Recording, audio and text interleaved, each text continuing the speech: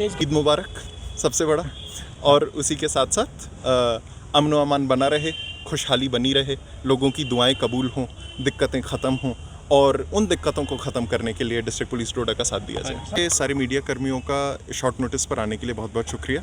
मैं आप सबके माध्यम से डोडा के जितने समस्त सिटीजन्स हैं उनको in advance Eid Mubarak wish करना चाहूँगा।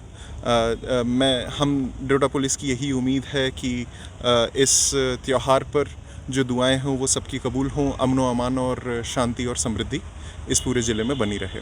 उसी के साथ साथ ये भी बताना था कि जैसे ईद की ख़रीदारी जो है अब ऑलमोस्ट पीक पर पहुंच चुकी है आज के साथ ही साथ, इसी तरीके से डिस्ट्रिक्ट पुलिस डोडा की भी तैयारियां जो हैं वो ईद से रिलेटेड सारी की सारी चाक चौबंद हैं। चाहे वो नाइट चेकिंग के राउंड्स हो गए हों जिससे कि एंटी सोशल एलिमेंट्स पर चेक रखा जा सके, चाहे वो मार्केट चेकिंग हो गई हो, भद्रवा में हो, गंदों में हो या फिर डोडा सिटी में हो, आपको सिविल एडमिनिस्ट्रेशन के साथ खुद ही आप सबको देखने को मिला होगा आज भी और आज से पहले भी।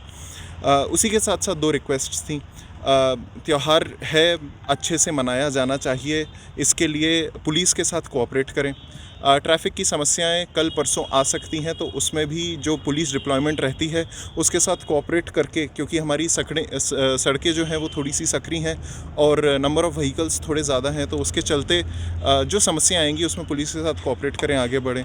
और क्योंकि इस ईद में ये कुर्बानी की ईद है, इसमें कुर्बानी का महत्व है, तो उसमें जैसी समय समय पर डिस्ट्रिक्ट और पुलिस एडमिनिस्ट्रेशन से जो गाइडलाइंस आती रही हैं हाइजीनिक स्लॉटर को लेकर, वो सारी जो गाइडलाइंस हैं कम्युनल हार्मनी को मद्देनज़र रखते हुए और हाइजीन को मद्देनज़र रखते हुए वो काइंडली फॉलो की जाए। जी, बोवाइन स्मगलिंग जो है वो एग्रेवेट हो जाता है यूजुअली ईद के त्यौहार के आसपास। अदरवाइज़ ये एक पेरेनियल इशू है जिससे constantly over the year deal किया जाता है। इसमें अभी तक 10 से 11 FIRs जो हैं पिछले 10 से 12 दिनों में रजिस्टर की गई हैं, जिसमें जो बोवाइन है उसका कलेक्शन अबाउट 150 अबाउट बोवाइंस जो हैं उन्हें प्रोटेक्ट किया गया है, उन्हें रेस्क्यू किया गया है।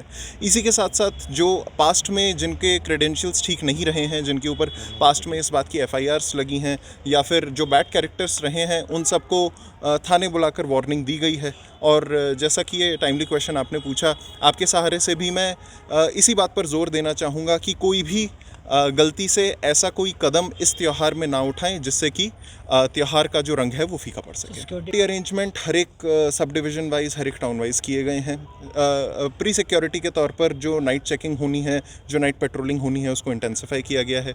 उसी के साथ साथ डिस्ट्रिक्ट पुलिस हेडक्वार्टर डोडा से जो डिप्लॉयमेंट निकाला जाना है वो भी हर एक टाउन, हर एक सब टाउन को कवर करते हुए, चाहे वो पेट्रोलिंग हो, चाहे वो ठीक से एक्सेस कंट्रोल हो, चाहे वो चेकिंग हो, या फिर चाहे जब नमाज अदा करने का वक्त आता है उसके साथ प्रॉपर लोग आ सकें और प्रॉपर लोगों का आवागमन बना रहे, उसके लिए किया जाए। सर, सिटी की सबसे बड़ी प्रॉब्लम है ट्रैफिक कंजेशन। यहाँ पर रेडी फड़ीज या ऐसी जो है अननेसेसरी जो है वो लोग इकट्ठे हुए हैं। आज पुलिस ने कार्रवाई भी की है, लेकिन एडमिनिस्ट्रेशन में क्या आपको लगता है कि इनको क्लियर करना चाहिए ताकि ट्रैफिक भी स्मूथली चले, लोग जो है आराम से चल सकें? इस बारे में ये एक सिंपल स्टेप नहीं होता है, ये एक 2 स्टेप प्रोसीजर होता है। सबसे पहले होता है वेरिफिकेशन और उसके बाद फिर होता है नेसेसरी एक्शन। जैसे कि आपको विगत कुछ दिनों में देखने को मिला होगा कि इस तरीके की जो वेरिफिकेशन प्रोसीजर है वो ई-रिक्शास के साथ खासकर अपनाई जा रही है।